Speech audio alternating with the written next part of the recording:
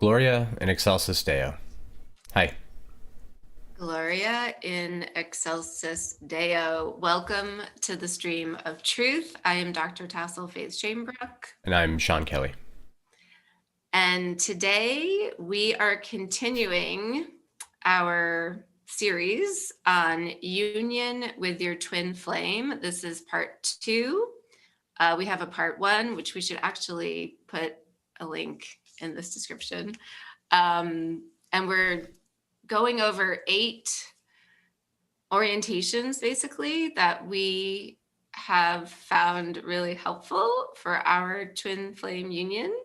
And in part 1, we discussed the first 2 points, which are let spirit guide you.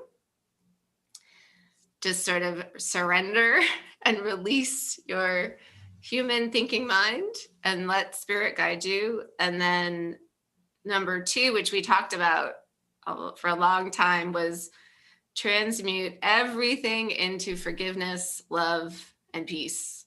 Yeah. We talked basically for an hour and a half or so. Not quite, but something like that for just those 2 topics. So I think today we're going to jump into divine timing and then see how long that goes. Right? Yes. And then we have other topics as well. So we'll just do as many videos as appropriate to cover it all. It's a lot of stuff. Yes. So maybe I'll just start by saying the orientation here is you are divine timing. And maybe I could just share that the way I think I kind of used to see divine timing was that it was outside of me, that spirit was separate from me, and spirit will just decide when something is right for me. And almost like I sort of didn't have control over it. I just had to wait, and by the grace of God, something would happen. And now I see it differently. Now I understand I am spirit. Spirit is me. There is no difference. So spirit is not outside of me. I am spirit. And I am the divine timing. When my vibration, my frequency is a match to whatever I desire, basically, then it shows up, or then it's projected out from me, whichever way we want to think about it. So I am the creator being here. I am creating my reality, and the timing of things is according to my own energy. Yes. And can I just share something about desires? Yes. And how they come into effect here a little bit. So first, I just wanted to say that just like Tassel says, like we are the divine timing. That's what we are. So we are the expression of time here. And like without time, it's hard to perceive in this dimension, basically. But we are the time, and the only experience that we have is our own experience, right? And so there's only one actual moment, which a lot of us have, I'm sure, heard of this, and cognitively may kind of get it, that time is an illusion, sort of, that it's a framework that we adopt in order to learn, primarily of things like patience, and sort of in order to simulate cause and effect, we have to step out of eternity. We have to step out of eternity to make a cause and effect. Otherwise, clearly in infinity, cause and effect is redundant, right? There's eternal now. So when we frame it these different ways, we can understand that divine timing is the only possibility. There's no possibility for the timing of something to not be correct, because the time itself is not real. So the time is always bringing to you, the divine timing is always bringing to you exactly what you're calling for as far as your desires go.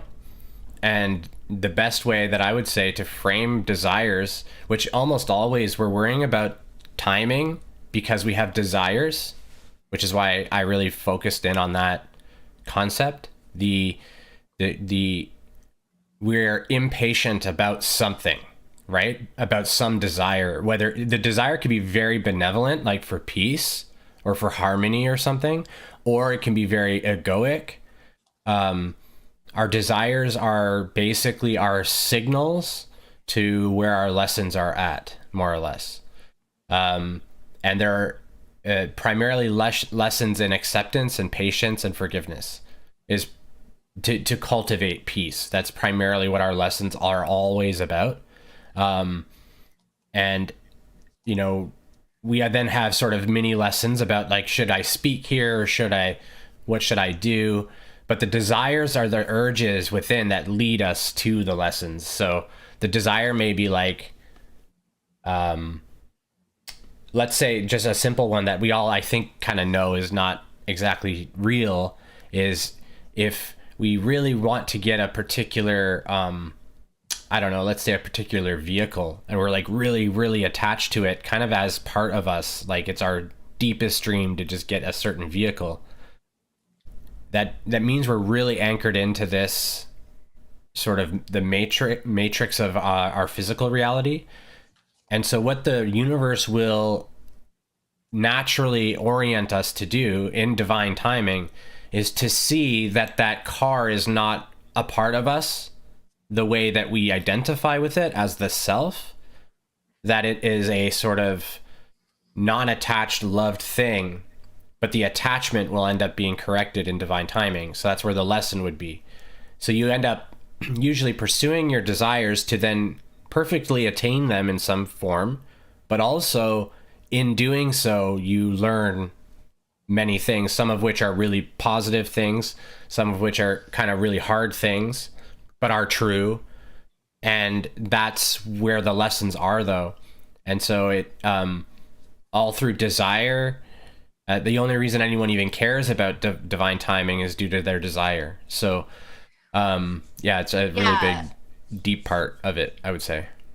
And maybe we can just speak a bit about divine timing in relation to twin flame relationships, because that's probably where people care about it.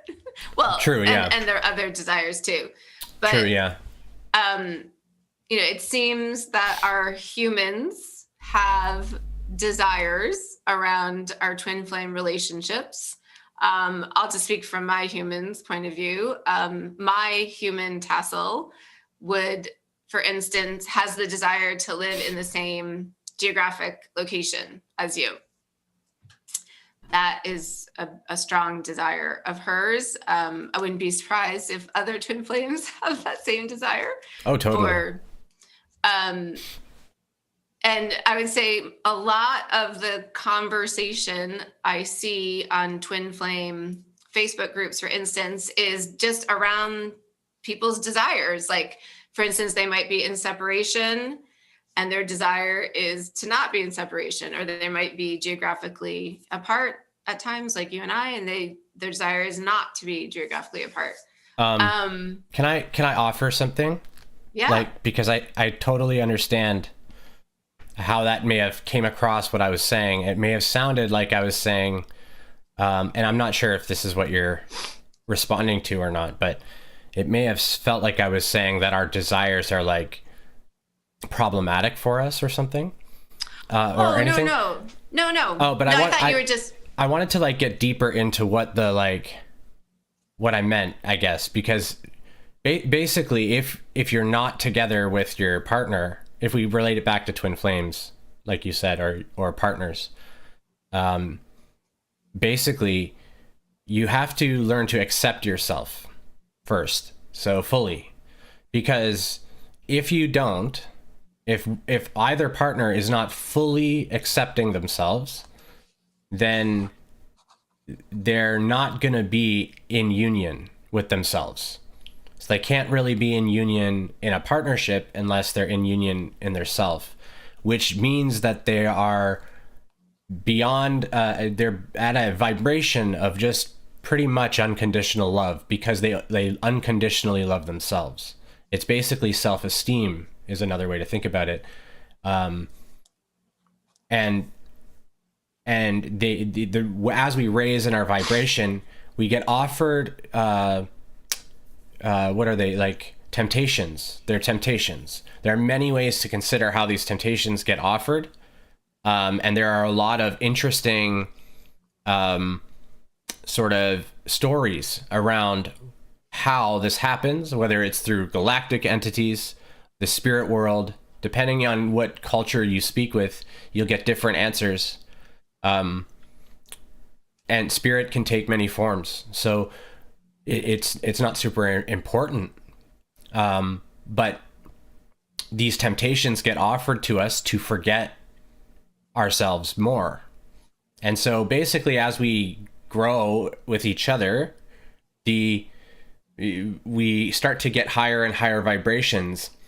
And so our partner, if we're with a partner that's committed to knowing themselves as deeply as possible, then this will mean that there's going to be a sort of chasm in connection that's there energetically. That's just where the opposite polarities are vibrating to draw catalyst from each other. And that will then eventually begin to cease. But it's through acceptance of ourselves, and then projecting that to others, like consciously what we're doing when we accept ourselves, that gives us the capacity to accept it in another, but then we have to actively do so. And that's what we get called on to do with our partner. And if we can't meet those lessons and do that, then we end up achieving more disharmony because we put ourselves into more fear, and that will delay the process of the unity, which is more of a unification of self together. It's the desire to do that, like I said. So desire, the impatience around that happening is the lesson.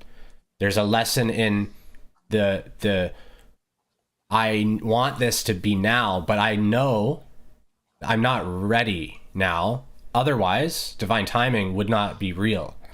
Like, in order for me, so I must be able to accept that I am just not ready for what I desire now. And that's the lesson of acceptance that's on offer in that moment for that individual. And accepting that doesn't mean that it will just fall into our laps quicker. It just means that we trust that we know that the lesson is to be okay with now. That's always the lesson, is like to be okay with now. And if we can't do that, then there's the lesson, and we need to seek it out and try to figure out what that means for us. But primarily, like, it's based around those concepts, I would say. That's why time exists. So, yeah. Yes, it's really interesting because there are a lot of layers here, as there always are. It's just about this specific topic of, for instance, being like in physical union with your twin flame. We carry that desire, and at the same time, we kind of have to let it go as well, and not hold on to it too tightly, and be okay with not having it in the moment. Yeah. And then be open to where our higher self is guiding us, in order for that actually to happen. So it's all of that. We hold all of that. We hold the vision of what we want, and we're on that path, and we accept where we are right now as well. And a really interesting part of this for me is, and I was trying to kind of communicate this to you over the weekend, was the carrot of the twin flame. The carrot of the twin flame motivates you to do the inner work. I know for me, I do really love doing inner work, and I am very committed to it, but I often really can use a little extra push to do the stuff that maybe I have a lot of fear about, or that's really painful.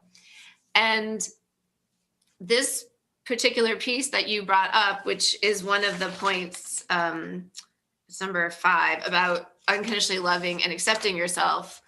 This seems to be maybe the most important initiation that we're going through in these twin flame relationships. Mm-hmm. And it's only through that we will be in union with our twin flame. So if you want to be in union with your twin flame, you must first be in union with yourself. And part of what I'm really learning and moving through is, okay, unconditionally love and accept myself. And sort of like, what does that like mean on a practical day-to-day basis? What does that actually mean? Like, what do I do about that or whatever? And the way I take it is that it means, first of all, I don't turn away from myself. I stay in the present moment. I stay connected to my guidance. I stay connected to, if I conceptualize it maybe as an inner child inside of me, however we see kind of ourselves internally. And I do not abandon myself. I stay with myself. And it's really interesting because your twin flame seems to be a mirror of your relationship with yourself. And I have noticed that when I abandon myself, Sean tends to be more distant or more withdrawn. And when I am staying connected with myself and am listening to myself and following my guidance, we seem to be more close. And this has been an amazing carrot for me because I want to be close with Sean. But staying with myself, sometimes fear comes up. I'll just give like a practical example. Like, I can get into fear around, say, like work. Like I'll think, oh, I better just work all day because I have this business and I'm a single mom and there's so much to do, blah, blah, blah. And so I can like I can force my human to just keep working nonstop. I'm really good at forcing her. Not saying that's a great trait necessarily, but I can be really good at going unconscious and just forcing myself. But then I'm not with myself. I've abandoned myself. I'm gone. So this whole dynamic with the twin flame has, I would say in a way, forced me or invited me, maybe is a better way to say it, invited me to just keep staying with myself, keep being in the present moment, not force myself, not go into my thinking mind, not go into my fear, but listen to myself, stay with myself. And as I do this more and more magic happens. And I can see that actually, in a way, the true carrot is just being with spirit and all the magic that happens there. And of course, there's a wonderful carrot in the person too. But I can actually see, oh my gosh, all along, it's so much better to be this way anyway, regardless of the twin flame relationship. Yeah. A concept came in while you were talking that helped me see how the universe sort of does this in like a concept that some people might understand. So if anyone knows anything about some martial arts, a lot of martial arts techniques are involved around using the opponent's momentum in their attack to just allow them to manipulate that attack into something that's totally deflected or reversed, right? Basically. And so basically physical desires of basically the ego are always going to get really empowered and then draw us to do things and to approach something that we desire.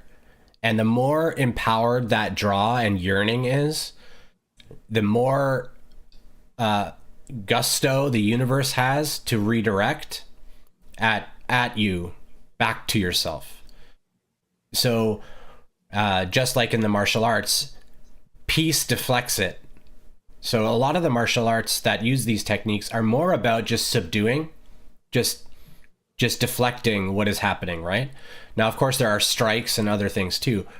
But primarily what we're doing is peace deflects. Peace is just and unconditional love, all that really is acceptance and surrender. Acceptance and surrender will bring peace. It displays unconditional love. The idea that we have of love is a romanticized idea of love. Love is more just a neutral acceptance of what is. So when we are just accepting ourselves, we know ourselves as one. So we're whole now. We accept ourselves, and we know that fear is the ego, and that what's not real can't threaten us, right? There's no threat. So it's okay that the fear is there. It's okay that I am not ready for what my heart is calling me for, right?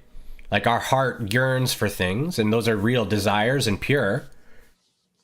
But if I was ready for it, I wouldn't yearn.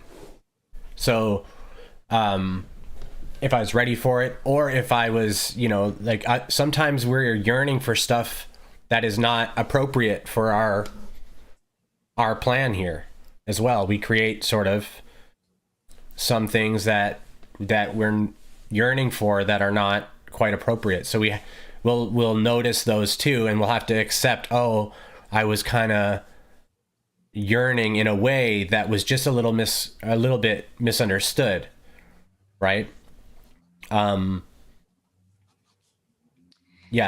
we end up kind of doing that, and the universe uses our momentum to empower all of that. And that's why the impatience, I guess, around the coming togetherness, you can't be apart. It's not possible for you to not be as one. You already are as one. That all of that stuff isn't real. So the universe will correct it because it's a misperception, basically. Yes. And maybe I can just give a quick example of some of this. Over this past weekend, I really stayed with myself, maybe more than I ever have my entire life. And the weekend started out with, on Friday, my human was feeling kind of hurt after some interactions with you, Sean. No one did anything wrong. I just got triggered by some stuff, and some painful things were coming up for me. And this is a bit new for me. As soon as I felt the pain, and that in my schedule I was able to do this, I just attended to myself. I went outside and I started speaking into my phone, which seems to be really helpful for me. I just have it on record mode. I just speak into my phone, and I said things like, "Dear one," I think I was like channeling my higher self. It was like my higher self was there talking to the human tassel. "Dear one, I am so here for you. Everything you're feeling is perfect. There's nothing wrong with you. I'm here for you. I'm your best friend. You are never alone. I'm with you. How can I help you right now? I'm with you." This felt amazing. And it felt amazing to like immediately attend to myself when I was really struggling. And then I just shared all of the pain that was coming up for me. And then I had all these insights, and I could see, oh, a lot of this pain is related to some stuff from my childhood. I see that. I think I can let some of that go. I think maybe I might not experience that exact same pain again. It was really helpful. And then the whole weekend, I was like that. I was just like so connected with myself. And I experienced blissful moments, just almost like in another dimension type moments. I experienced so much guidance from my higher self, and I could feel my psychic abilities completely expanding. I felt like I can start giving readings to people as a psychic. I'm tuning in to infinite intelligence, I think, because I was so in my heart. And you and I it felt super connected and peaceful. And I felt so much peace towards you. And it felt, felt like we both maybe were feeling that. I don't want to speak for you. And then just a bunch of magical things happened as well. Like I was gifted so many times during the weekend with different like things that I had wanted. Like I had this nudge to go to a store, and there was this perfect chair that is perfect for my living room. I'd wanted a chair there for so long for my kids, like stuff like that. It just felt like, oh, here's another gift, and here's another gift. And then I did this ceremony yesterday. I just wanted to thank Spirit.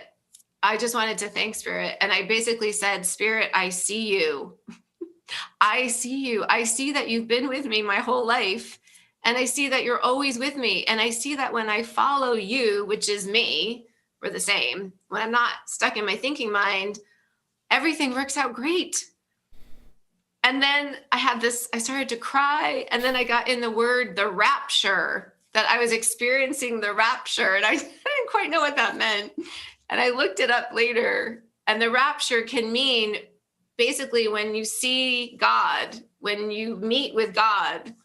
And I guess I don't know, reached some stage of really seeing God and being with God. But all of this happened because I stayed with myself. All of this happened because I stayed with myself. And so I would like to point out that these are what sort of begins to continually escalate these moments like that. And so what happens is, I think what Tassel, you can tell just by her energy about how meaningful that was, right? How like powerful that felt and how good that felt. That becomes sort of, in my experience, I can only really speak to mine, but in my experience, that becomes sort of the obvious, like it starts to become like, I want that all the time, right? Like I want to know that always. And that then becomes a new challenge, because you know that, and you can sit in that, and then some shit goes down. Exactly. I'm trying to figure out how to keep that state as I interact with other people. I know how to be in that state now by myself, I think. At least I was in it all weekend. I think I know how to get back there. The trick is to literally ignore fear. That's the trick. Mm-hmm. Once you get to that stage where what that's called is traversing the abyss. When you have a direct encounter and feel you have met the Creator finally, in truth, you will know, and they will tell you. So I don't discount or disbelieve any moment of your experience. It's what is done when one is ready to meet the Creator, and then the Creator will let you know that they're with you. And then it becomes, from there, you have to trust, which means no fear at all. But then we get guilty about fear. So we don't want to, we have to basically realize, and we could do this slowly or in a lengthy way, but we have to basically realize that the fear that I have are my old stories, and I've seen the real story. I've seen the truth now. I've met God. So the stories, I don't have to do them right now, because I've went through enough of the stories to raise up enough that I could grasp God's fingers, sort of, right? Just touch it. That's what that painting signifies, at least to me, that's what it signifies, is the individuals ascended to a place where they can touch God directly finally. And then from there, divine timing must be, like, all fear can be just seen as doubtful, lackful stories. You approach life with caution, like you don't walk into traffic, but like other than some of these basic instincts, we can cast aside fear. However, that it's unrealistic to expect ourselves to just drop it as well. That's unrealistic. So I'm just saying that there is no varying degree of miracle. Some may drop all fear in a moment. Some may hold on to a lot of fear and work through it more slowly. And everything is fine.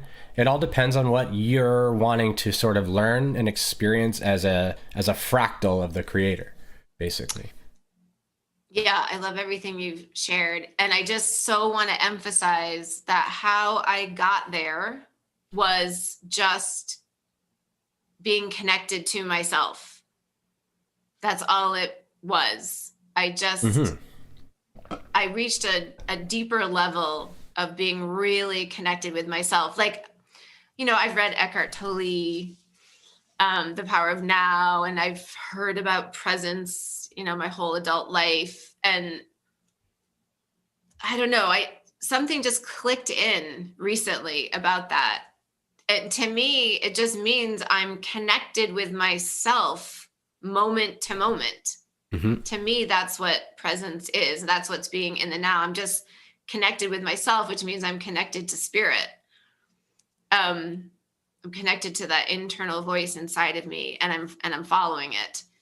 And again, it was the most, I think it was the best couple of days maybe I've ever had in my life, because I was so at peace and bliss, and everything felt magical. Just felt all I need to do is just stay connected. And I always get this image of being in the palm of God, like just in the, like I'm just being carried when I'm staying connected like that. And sorry, continue. And then I was just gonna say, and then yesterday I got my kids back from their dad, and certain things started to come up, and then I had a certain interaction come in from a close family member, and my peace was disrupted. Or I should say, I let my peace get disrupted. I want to say how amazing it is that you held it for 3 days, first of all. It's probably like 48 hours. Still. Yeah. I think they call that, the word for that is, I think, samadhi. Is that state? Or Satori. Satori, I think. Yeah. Satori sounds right as well. They may be the same. I may just have it wrong with samadhi. It doesn't matter what we call it, really. But that is primarily what enlightenment feels like. And is, there are levels to that as well. But so it's great to hold it. So after my Kundalini Awakening, I had that state for about 7 days, but I didn't believe in God at the time. So for me, it was just, and I didn't effort that. That was a divine orchestration of some kind. I don't fully understand it still. And I had to kind of let go of that. But for me, that happened. And then that became, once that happens, for me anyway, once that happened to me that way for that length of time, and you realize that that's kind of the best place. What happens is, the sitting in that vibration, this is my experience of it. The best way to try to illustrate my experience of it, the higher you vibrate, anything that you didn't discard. So remember when you have that like moment of awakening, some people will just hold it forever. Others will no, they'll decide, no, I have all this stuff I want to look at.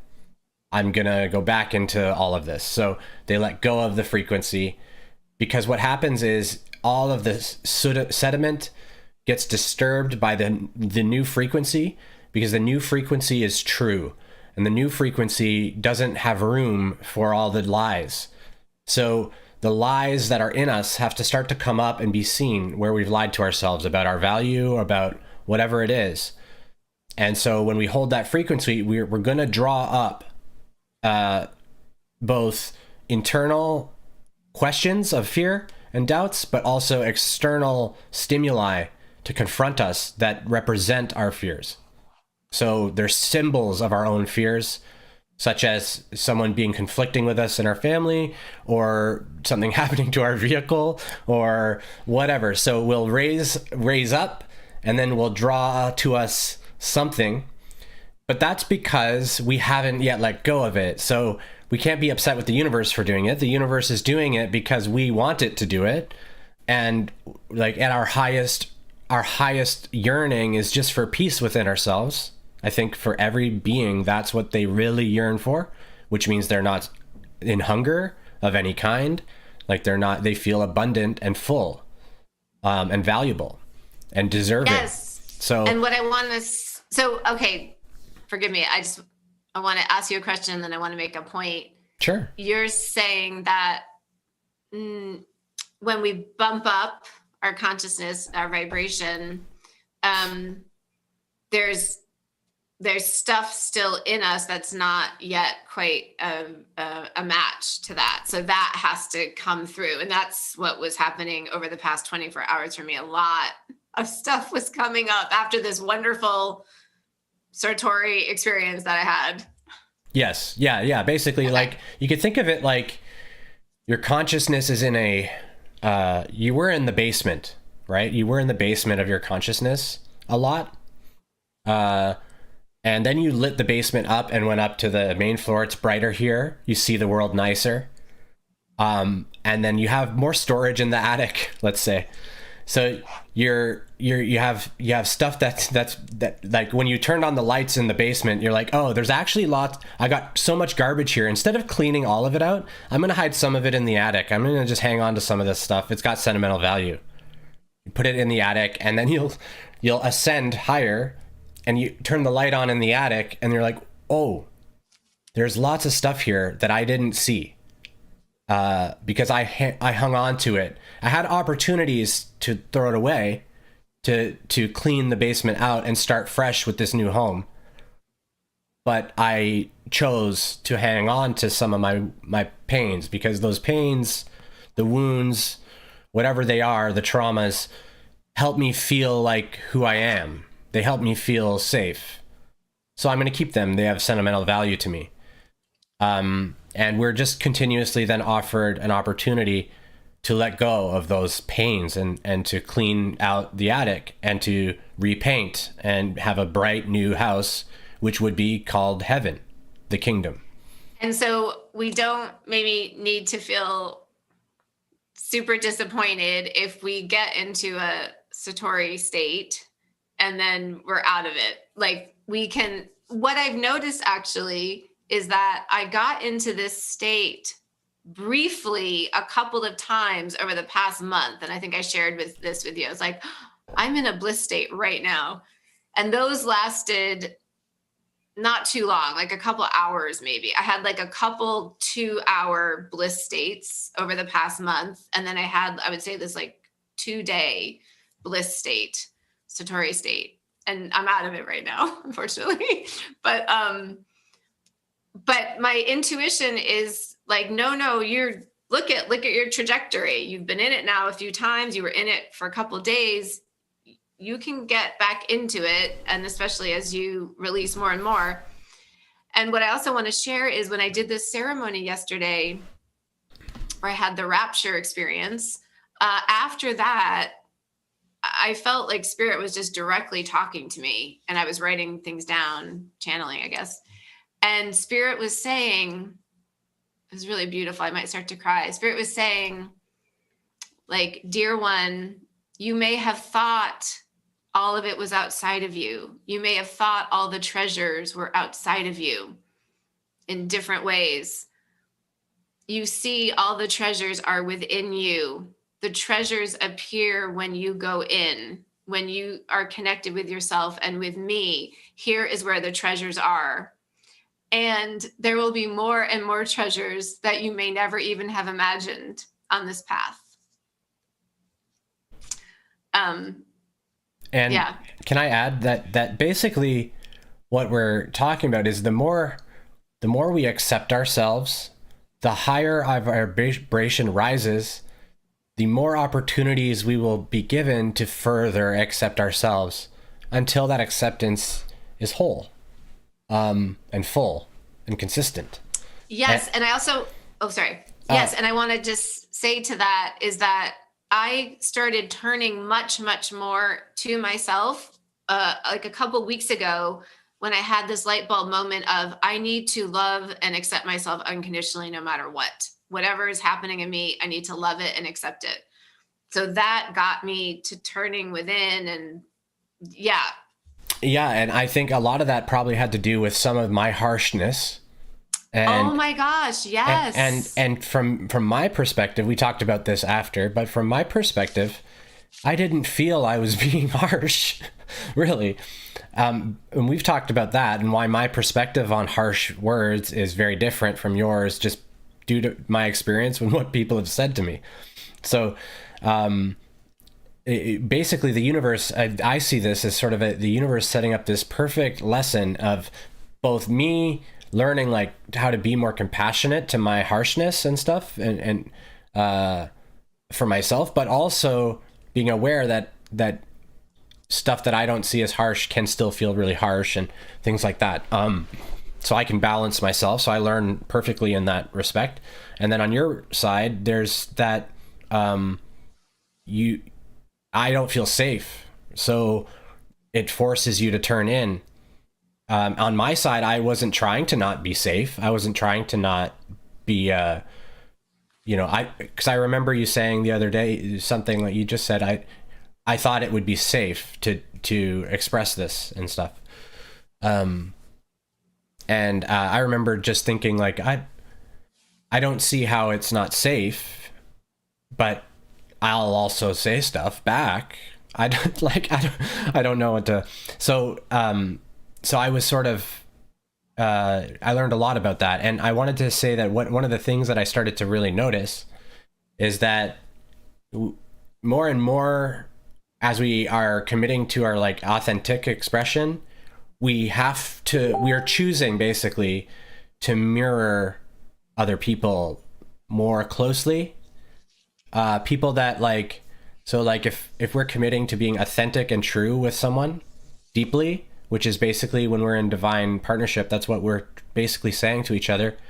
We're gonna always feel soul driven to just purely mirror the energy. So like basically we'll reflect our state to each other, and then the other will see themselves. And if we want to improve that, basically we're just looking to try to accept what is within ourselves that we're not accepting, that's causing us the pain. So like some of the reasons that I spoke harshly was because I felt I had to defend myself in some way, right? If I'm honest about and reflective about what I was doing and why it came across harsh, is because I was not being very compassionate with how I was speaking. I was speaking directly, and I feel that I was speaking my experience truly, but I was doing so in a way that was lacking love, I would say, lacking compassion. So it comes across harshly. And if I bring that vibration or frequency of like defense, basically, of like, I need to defend myself, the other person's going to somehow mirror that. I'm going to feel like I'm being attacked even when, just because I feel defensive. So I'll continue to perpetuate that in the moment, because I feel that I have to defend something. I'm going to feel that there's a threat approaching it, and I'll perceive this threat. If I believe that the threat exists, I'm going to see it somewhere. So it's changing our belief around our orientation coming into even the discussion. And what I'm trying to do is, what a practice that's really helped me actually is literally before engaging a person in discussion, I remember what I am. Like, I just try to remember, I am here. I am all of this. I am not this body. I am not Sean. I am. And then I try to engage. So it helps me. And I'm not consistent. It's just a practice that I've noticed, that I just reach this place, a vibration of remembrance of that Satori moment. I don't have to meditate. I don't have to sit. I just have to remember the vibration of I am, which is that Satori state, more or less. And then that expands too into the void, and then beyond the void, into God. As far as we can, I think, as deep as we can experience here. So we're literally when we're talking about those states that Tassel and I will oscillate up and down in, those states are initiatory, basically, which is great, right? Because now we know that the carrot isn't really each other as much. The carrot is that's an initiatory state. Like that's like the tip of the iceberg for peace. Well, sign me up. It's amazing. It's amazing. Yeah, and part of what I was expressing gratitude towards yesterday in the ceremony was for all of the perfect orchestrations in my life, including all of the perfect orchestrations with you, some of which to my human were so painful, but as you said, guided me, encouraged me to come back to myself, to love and accept myself, even when I was not feeling, let's say, loved and accepted necessarily by you or other people, and to be present with myself. That's how this all happened. So again, we always look at the divine partnership as the vehicle for our awakening. Yeah. And we're doing it together. Yeah. So we talk about this a lot. It's two internal unions together, walking the path together. Mm-hmm. And yeah, there are multiple carrots here. We can see that this carrot of peace and magic with the universe is really the greatest carrot. That is the greatest carrot, but there's also the carrot of your partner. That's also quite profound. So it's quite magical. There's so much mystery to it. I'm kind of a bit in shock that I had the experience that I did over the past 2 days. I had never had that type of Satori blissful experience for that long. It was amazing. And then what I want to say, to me, what's so interesting is, so I separated from my ex-husband about 5.5 years ago. And at that point, we started to share custody of our children. And this was just devastating to my human who had this idea of wanting to be a full-time mom. And I just thought, that's peace, or that's the holy grail, is to just be able to be with my kids all the time and have a family. And not to put any of that down, but having experienced the Satori state, that was amazing. That was true peace. And I just want to say that I thought peace or bliss was always through other people, to be in relationship with other people or be around other people. I thought, and I'm not saying that there's amazing things about that. And it's amazing if you are a full-time parent. I don't want to put all of that down. But I just know for me, that was not, there was a greater peace for me to experience. And that was just coming back to myself and spirit. And I don't think there's anything bad about anything you said. I just want to say it's not that you are no longer a parent. You're just more than that, right? It's more than that. It's not. Yes, it's exactly. Not, so it's everything is uplifted into moreness, not. Yeah, it's just more. And I think to be honest, when I was a full-time parent, I think I felt like something was kind of missing. Because I was seeking, what I feel like there's more internally for me. You can naturally know that whatever time you're to be with your children is the time, that you just naturally are aware, I guess, of not only that with your children, but with your partners or whoever, the universe will bring the right people physically to you when it is the right time for all souls that are involved and their own learning, that it's not highest and best for me to force anything. And that, you know, a lot of what I did before, like, I forced because I felt so obligated to be around, and also totally unable to communicate my pain, that I just eventually tore apart, I guess, sort of inside, right? And we can't keep doing that. So, yeah, so it's great. It's all perfect. It's not about, like, it's basically about releasing some of the guilt we have as parents too, around Yes. our attachment to, like, we misperceive our children often as our things, that they are part of us. They are, but really everything's a part of us. And so they are their own soul doing their own journey, and whatever our journey it feels called to be will be the adjacent one that they want to walk with, right? Yes. You know what I mean? At a soul level, it has. Yes. I could be a garbage dad, like, and not a person who works, but I could be like I could be like a piece of crap father.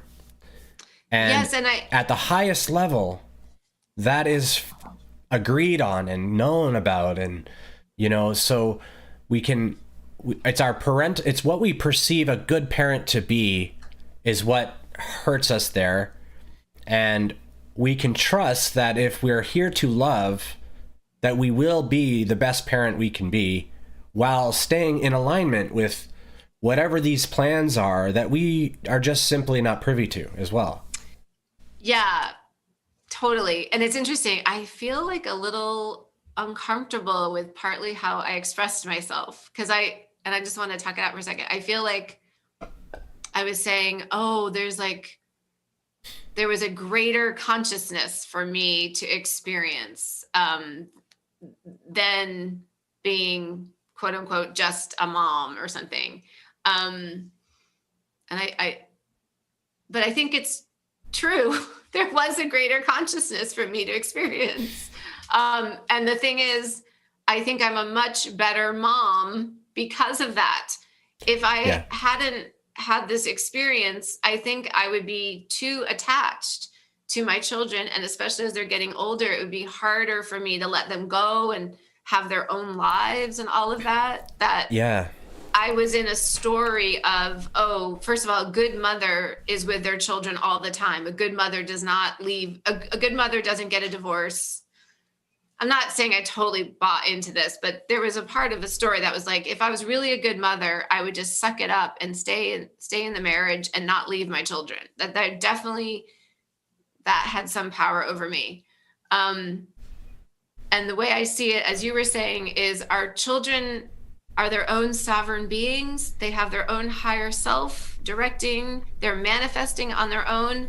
I am simply a guardian, in a way, a shepherd for them.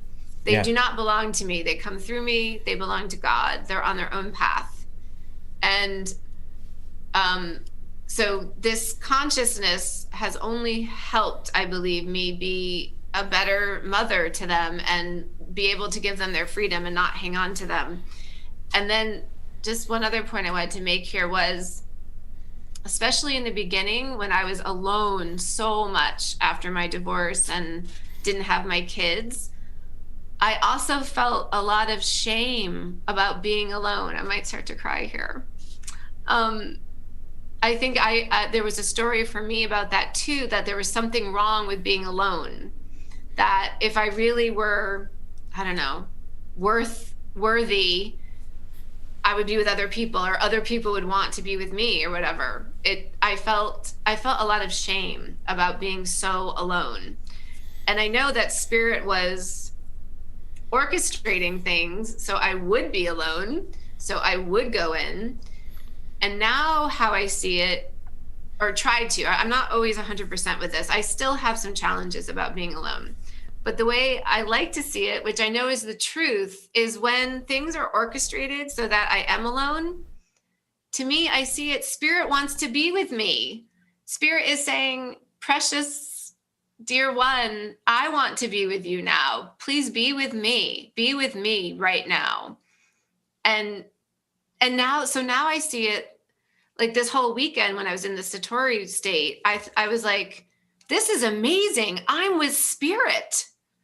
I'm with spirit this whole weekend. I feel spirit. I didn't feel any like shame about being alone or like, oh, this is sad, I'm alone. I felt the opposite. I was like, I am with spirit. And look at all the magic that's happening. So all these are just have been huge shifts for me. If you told me 5 years ago that I would be okay being alone, I would have fainted. I never wanted to be alone. I just saw 5 years ago. I just saw that fainting gif you always send me.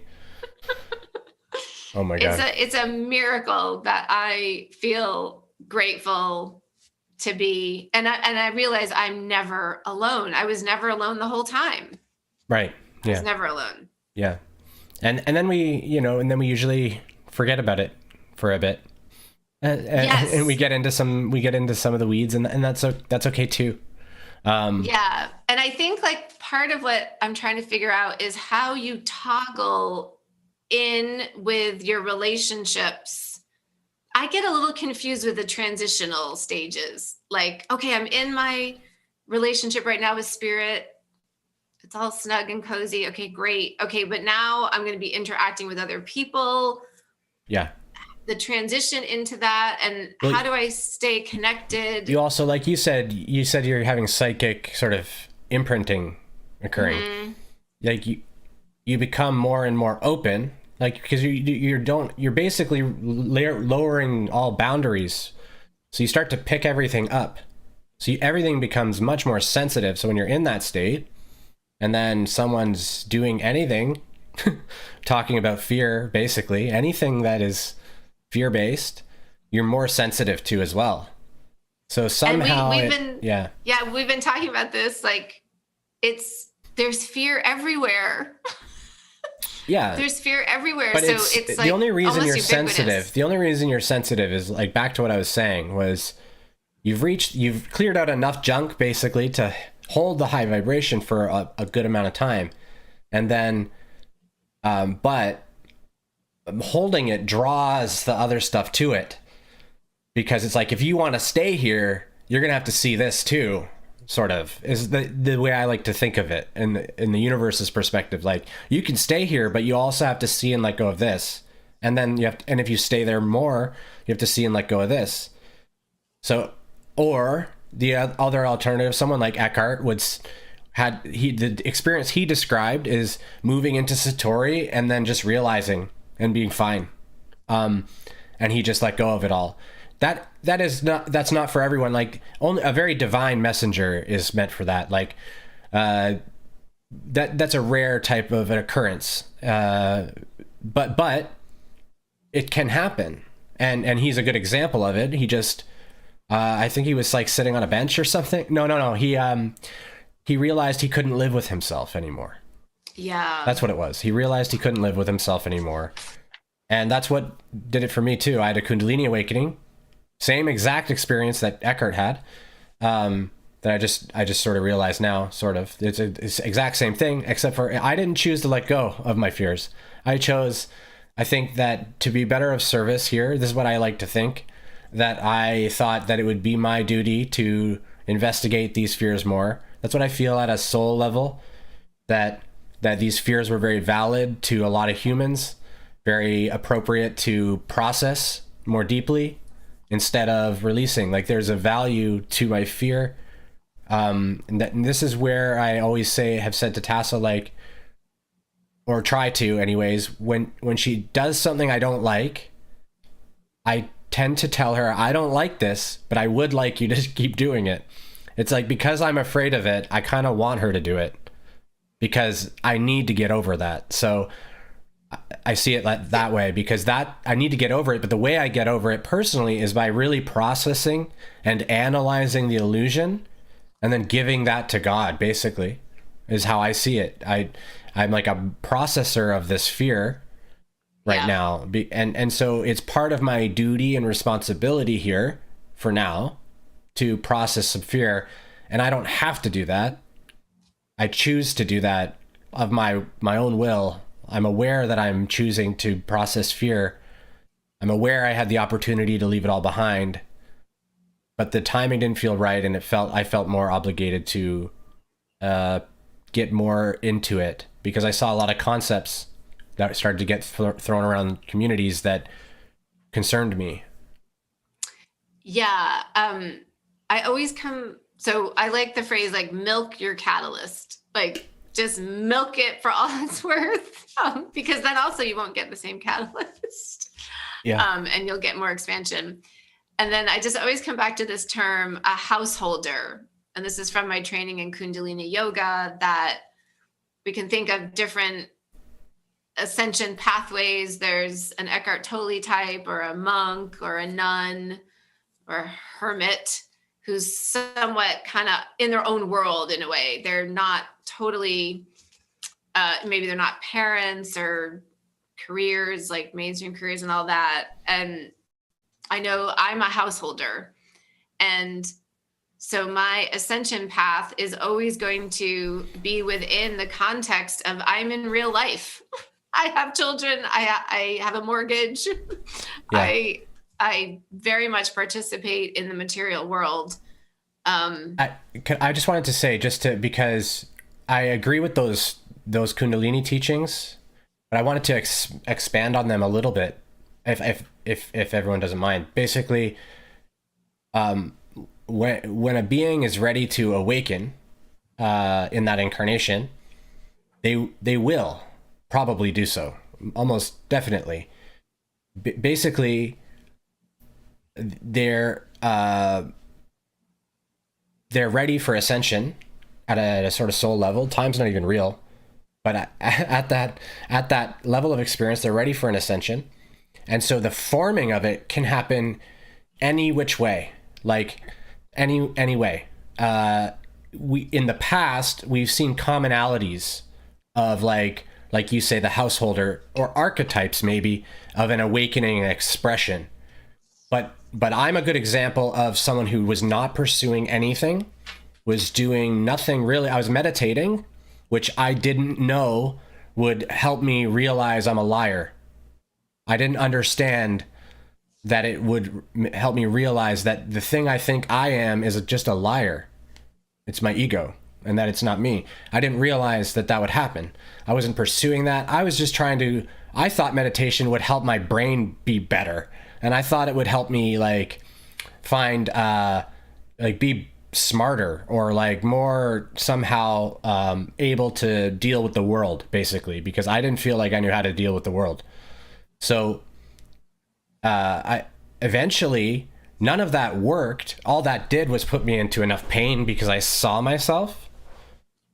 Enough pain that I decided I wasn't going to be here anymore. Once I made that decision, and then I actually turned to God and just said, I don't even know if you're here, but if you are here, like, do something, because there's no end here that's going to be valuable to anyone I don't see if you don't exist. Right? So that's basically what I said. And then I suddenly had the Kundalini awakening. But from that point, my question has never ever been like, is this stuff I believe real? Because it can't be, because I've experienced it directly.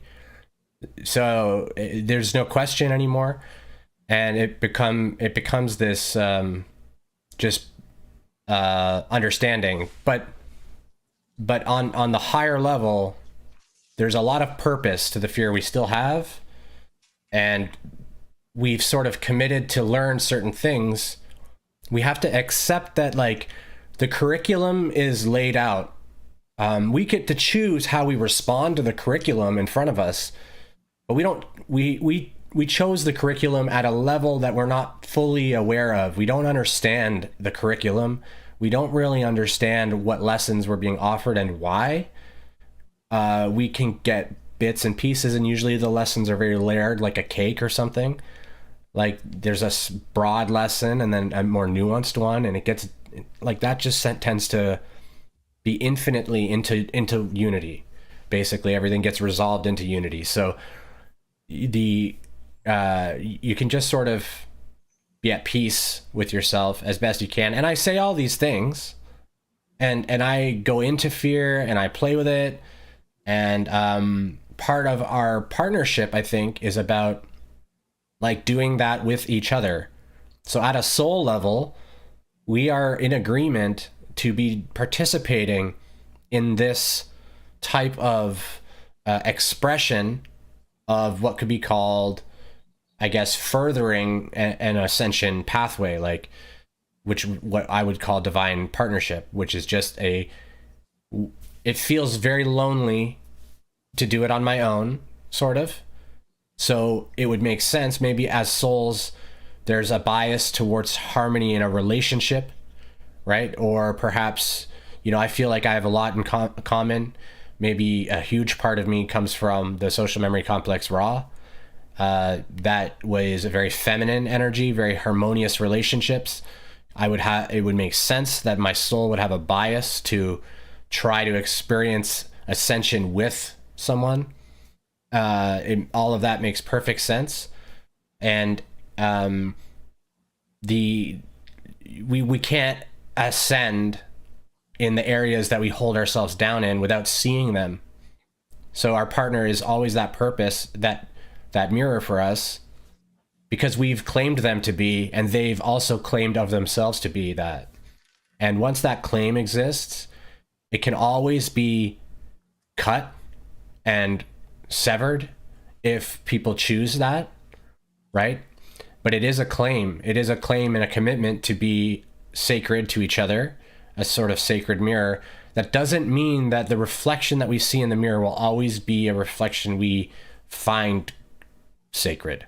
Our idea of what sacred is a little bit off. Sacred just really, to me, means true.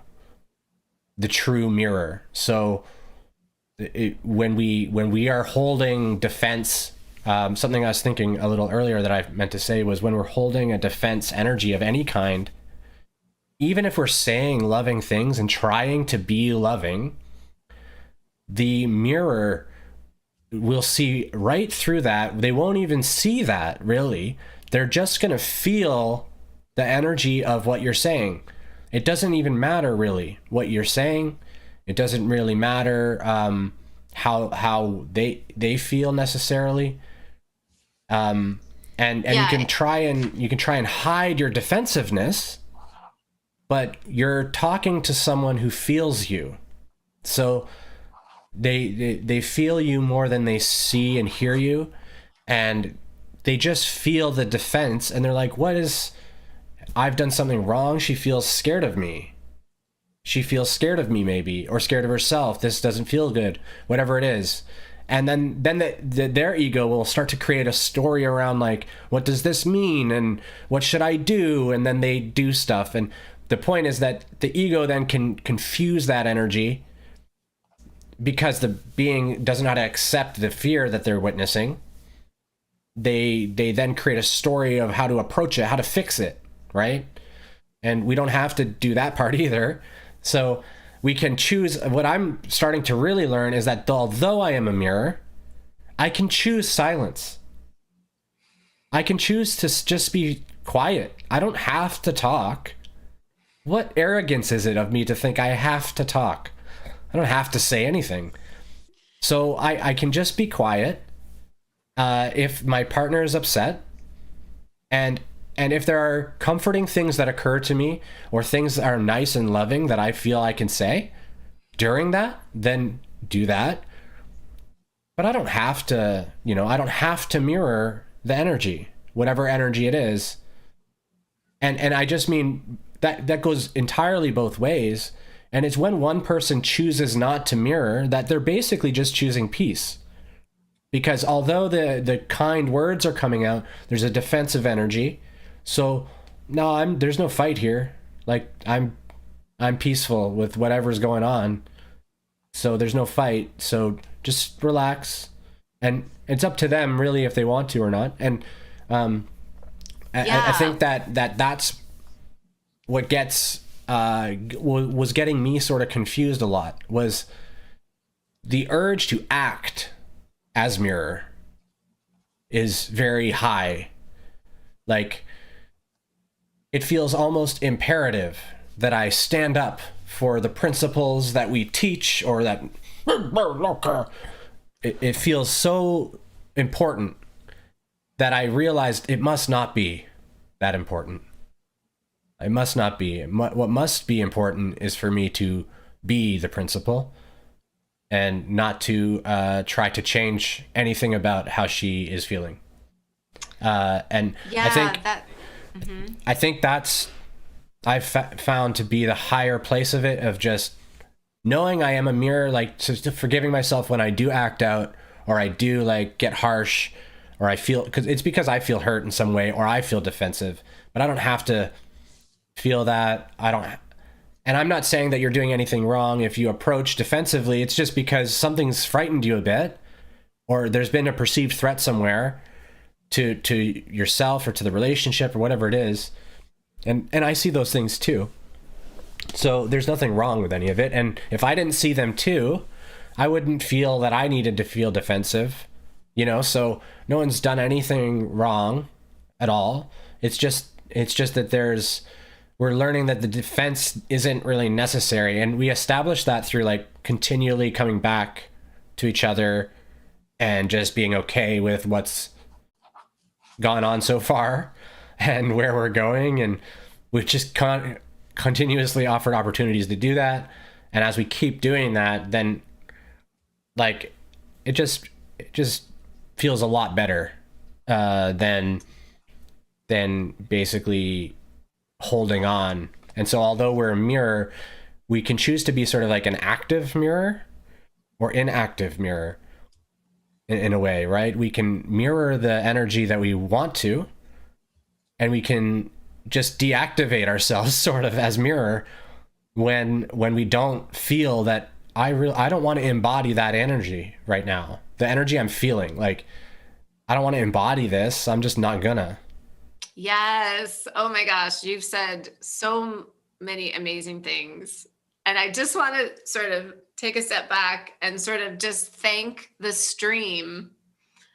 The stream, I think, that we're doing together 3 days a week is such a ascension vehicle for us. Because at least for me, just talking all this out, I see it so much more clearly. Yeah. Jamie said it's hard to realize you're doing it. And that's kind of the point I'm making, is we don't know that we're doing it when we're doing it. That's why we have to try to, before we engage at all, we have to reset the vibration and look at what are we doing here? It's mindfulness. I think we're presence. Just really talking about presence, divine and timing, which is present, the present. And we've had kind of I would say, what's the right word? We've been interacting in really intense ways over the last few months, at times where there has not been peace. And it seems like we just have learned a lot from this experience. And I think both of us just landed on the most important thing internally is peace. That's my main goal, is just, I want to feel peace within me. And the most important thing between us is peace. Yeah. And I love that you said we don't have to express our principles to the other, like, oh, other person, don't you understand that this is what's important? Like, we don't have to knock people over the head with our principles.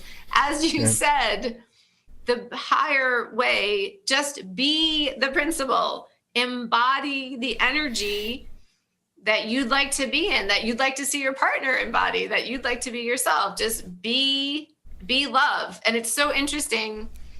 The other day when I was in that car accident that I had basically manifested for myself, right after the car accident, it was the license plate, be love. It said be love. I'm like, oh my gosh, yes, of course. So really interesting too that you said be the principal, because so much of what I'm seeing is I don't have to talk everything out with you. I can just be what I want to be and just embody, just be it. I don't have to Yeah. necessarily talk it At all the out. same time, right? I've considered this a lot with us, and so at the same time, for our particular mission and what we're doing, is we are committed to exploring these things with each other sometimes, right? If we've Yeah. basically, the way that I see it is this is the way that I try to see it. Is what I'm about to talk about with Tassel going to be helpful for humanity?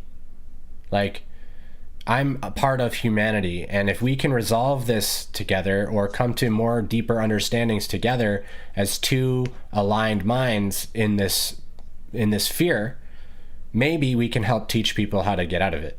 And Yes, so absolutely. that's how I'm oriented, and that's how there's no difference to me between work and play and really any of it, because I'm always doing the same thing.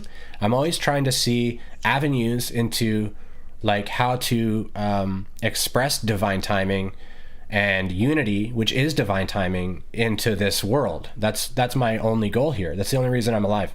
So to for example, I was watching a YouTube freestyle rapper, Harry Mack. You guys may have heard of him. He's amazing. If you haven't, please check him out. A freestyle rapper is a perfect example of divine timing. He's channeling, right? He's channeling his own. He's in flow. He's doing amazing things. He's basically he'll do different words people say, and then he'll start to comment on their appearance and the story of how they met as he's freestyling. It sounds like an actual song. It's amazing. The reason he's able to do that is the vibration that he's holding, and you could feel it if you just listen to this guy. But the vibration he's holding, he's tapping into intelligent infinity and just letting it speak through him at a high vibration. So he's able to hit this cadence or rhythm that the creator's just expressing through him. And so this is the type of stuff that goes through my mind when I'm watching a rap video. So people will talk about like, rap is low vibrational, or like heavy metal is low frequency. And yes, it is. It's a spectrum of frequency, and love accepts all of the spectrum. And so when you perceive anything in love, you raise it, you uplift it to what it truly is, which is divine. And so when you're looking at heavy metal and it's like hard and it doesn't feel great, it just means that frequency is something that you don't accept so much, like basically. And so anyways, these are the things I'm just trying to express, that when we commit to learning of ourselves, like when we really commit this and we beg for and pray for it, and we are creating precisely this situation where we are going to directly be observing ourselves, whether it's with our sacred mirror partner or just within our environment and other relationships as well. We're committing to that practice, and which means, like Tassel said, just being the principle and being, I like to call it also being the word or being the prayer, like being the peace. Just, or thinking of Gandhi, Gandhi didn't like need to argue so much. He just kind of didn't defend, right? Yes. Yes. He just sort of told everyone of their power together and said, we can peacefully stand here together, and they'll leave, which they did. So it was, anyways, we can always kind of like embody these, and we resist it. The resistance to it is the ego that's scared of, like, if I do that, then they'll just do it worse, or it'll be worse because I've let go and I don't fight it. So it's going to be worse then, but it's actually better. Yeah. I just want to make a few last points. There's just so much here that's so juicy. What you just brought up, I had another we both of us had another initiation into over the weekend. One of my family members said some really hurtful things towards both of us. And I think we both just see it as a further invitation, a further initiation for us to forgive and be love and peace no matter what is coming at us. And I just loved seeing it like that. Like, just see it as this is a workshop for you. This is just, you are being invited to a higher level. Isn't that awesome? I just really like seeing it like that. Yeah. When we are confronted, sorry to interrupt. I just wanted to say, when we're confronted by one of our deeper kind of relationships or close ones we do have care about, that's how we kind of know that we're being invited to accept something that is challenging sometimes for us to accept. Like, it's the challenge that's indicative of what the degree of opportunity is for peace. Like, the more challenging it is, the more peace is at the end of it, basically. Oh yeah, that is such a great way to look at it. Yes, exactly. Like, the intensity of peace, yes. The lightness of the load of the energetic body, everything gets released. And that's so true, because that's probably the way that I reached that state over the weekend, was because over time I released enough to get there. Yes. So look at it as just a pot of gold when some pain, discomfort comes up with someone else, and you're really just being invited for you to embody a bigger expansion of love and peace. Yeah. Like that curiosity we always talk about. Yes, exactly. I love I always talk about it, the poem by the Sufi poet Rumi. Yeah. I named my dog Rumi because I love Rumi so much. And it's the guest house. Basically, like, welcome every visitor into your day that comes in, whether it be a grief, a sorrow, or a joy. There's always something amazing to receive from this visitor. And I think I said something last night that I was thinking of that poem that you just said. I said, I love all of the yous, I think, to you. Yeah. Because I think you were sort of maybe apologizing for something. Like, I think you said sorry for like being afraid, or sorry for feeling sad about something. I can't remember exactly what it was, but like you said, you were going through an experience with or a situation, and basically I think you were just saying, sometimes I'm not able to I feel sad, or whatever it was. And I said, I love all of the yous. So I think this is, and it made me think of the thoughts and as the guests. Like, each time your partner shows up, they're a guest in your house, like, just like the thoughts. And you love and accept the guests as they show up, and you offer them yourself. And now, however you can help them, you just offer it. You don't have to, like, if somebody comes in upset, you don't have to just like, oh, let's correct their thinking and let's just fix them because they're broken right now. And it doesn't have to be like that. Trust that they know what they're doing, and just offer them food for thought. Maybe some reflections on, like, I know that I had this experience and this is how I approached it, and just something for you to consider if you want, but even that, isn't really necessary. A lot of times, actually, if you say nothing, they end up just learning of it themselves through your contribution, which is just being a conduit of just peace, sort of. You're contributing, holding space, basically. That's what I always experience when I'm in session with a client. I just try to hold a space of love and acceptance, and they always figure it out themselves in that, like, safe space every time. It's amazing. I think you're acting as conduit. Right? I just want to be like God's love to them. I never give advice. I don't need to. They always figure it out themselves. Exactly. We're not even actually doing anything for them, right? Like, we don't, it's interesting. Like, we associate, I think I talked about this before, but it's a good point to remind ourselves, especially in a twin flame or union type situation, when we're teaching, we are not, they're not learning what we teach. They're learning their own thing. We think we're teaching what they are to learn, but we're teaching whatever they learn, whatever they learn. And that sounds kind of weird, but we teach to learn of ourselves. That's the only reason we're teaching.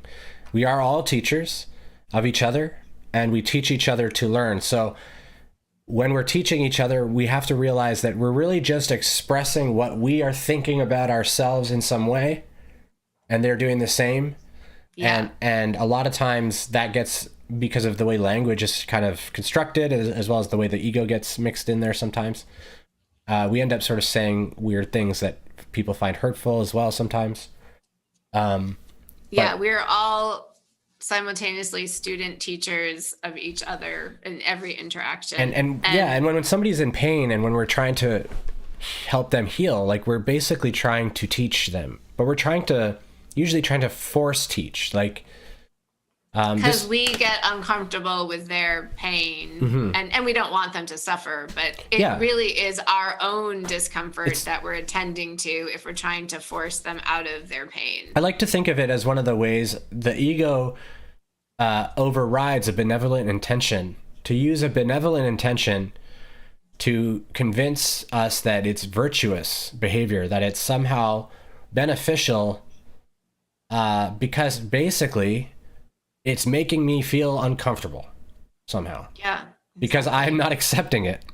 So exactly. I have to then go, oh, I know the answer, right? I'll give them the answer, right? And I've said this a lot of times on the channel, so obviously I'm aware of this. I still fall into it just because I get, I think, confused with the blurred lines between my role here and then discussing things with Tassel when we're in work on fear stuff, or when I'm supposed to try to help illuminate a fear, or when I'm supposed to just accept a fear. Like, it's very blurred for me because I don't know when we're working on it or not working on it. And so when it's brought to me, I presume we're working on it sometimes when I'm meant to just kind of be a shoulder or ear to hear it. And so there's confusion that happens there on my side because I don't know what I'm doing or how I'm participating. So, and I can hear the ego as well, like that sort of feels, or was feeling in the past a little bit like it had to correct stuff, like, but I don't feel that way anymore. Now I'm able to see that a lot, but now I'm noticing that it's unclear to me sometimes the best way to engage. Are we, and I guess it just depends if both of us agree that we're going to look at this fear objectively. But we've talked about before that, and I think in the last stream, we have to first just approach it from that perspective. Well, like today, I thought was very harmonious. I was expressing to you some uncomfortable feelings around this interaction with a family member, and you were listening on text. And then at some point you said, would it be okay if I shared some of my thoughts about this? And I was like, yeah, please. Yeah, exactly. So it's, yeah. And working that out. Normally we don't recommend text. I just want to add that in there. But the only reason I think in this case we were not talking about something that seemed sensitive enough, I didn't feel that I would say anything. We weren't talking about our relationship. We were talking about something easier. Kind of, not between us. Yeah. So yeah. Beautiful. So maybe this is a good time to wrap up. I just wanted to say maybe one last point. Oh, yeah. It's an hour and a half. Yeah. Perfect. So I think we're going to have at least a part 3 with this. So what we're talking about is union with your twin flame. And what we really have been talking about for most of this episode is a pathway to union with your twin flame, which is your carrot, is just your inner union, is just your union with yourself. And I had this really great experience over the weekend of a blissatory state. And I got there through union with myself. And I just want to repeat it because I wouldn't have known how to get there. And I'm sure there's a million different ways to get there. But what worked for me was I got to a point of, I am going to unconditionally love and accept myself no matter what. I'm not going to say, oh, this is embarrassing. Oh, I'm ashamed of this. Oh, this feeling is not okay. No, complete, utter acceptance of everything going on within me. and then presence with myself. I am not going to turn away from myself on a moment to moment basis. I'm going to feel what's going on internally. I'm going to feel spirit flowing through me, and I'm going to follow spirit. Those two things, and I'm sure a lot of releasing of a lot over the years brought me there. So I know our humans want to be in union with our twin flame. And one of the ways to really get there, I think the way to get there, is to be in union with yourself. Yeah. Exactly. And there's a little bit of it can feel like that's not true to us. I think a little bit like it can feel like that in order for us to be in union physically, we must be like right beside each other physically or something. That somehow is a requirement of something in order for that to be shown in the unit. Like we see the physical representation of that to be the identifying way of knowing it, basically. And I think my theory is that while we see that, we will not be able to come into perfect union. Is basically because we're perceiving something outside of us that we are not whole without. And so that maybe we'll hit on that particular point in part 3 on Wednesday, because that's like unity consciousness that I would like to explore more, because that's still a bit challenging for me. That sounds lovely. Excellent. Absolutely lovely. So thank you, everyone. I wanted to say that there's lots of chat, and I'm sorry that I didn't really get into it. I read it all, and I love it all, and thank you everyone for talking. And I'm going to send it to Tassel as well, and we appreciate all of your thoughts, and appreciate your attention. So yes, thank you so much. And this Thursday we have a free twin flame gathering on Thursday night at 8:00 Eastern. There's a link in the episode description to register for this wonderful gathering. We did it a few weeks ago. It was wonderful. We met so many people. We really supported each other. We answered a lot of questions, and just everybody shared a lot of their experiences, their challenges. Did you say the link's below? Yeah. Yeah. The link okay. is Perfect. And if you're not already part of our Facebook group, we also have a Twin Flame Support Facebook group. There's also a link below for that as well. Perfect. Beautiful. Yeah. So anyone listening, hope to see you Thursday night at 8:00 Eastern on Zoom. It'd be great to meet. Yep. And even if you don't, I want to say, even if you're not expected to participate, even if you want to just come and join and watch and see what it's about, that works as well. You don't have to do anything. We will probably ask you to say something if you want to, but you don't have to. So you can be muted. Yeah, and you could just participate. The video off, and and if you're not in a twin flame relationship, but you're curious about it, I think all the practices that you do in a twin flame relationship are just great to do if you're in one or not. They're all like so great. They're your ascension vehicle. Yeah, that's why I usually caution people about the whole concept. Just don't worry so much about the weird mysteries of it all, and just follow what you want to do. You know? The practices are life-changing. Excellent day. Thank you so much. So much love to everybody. So much love. Take care, everyone. Bye.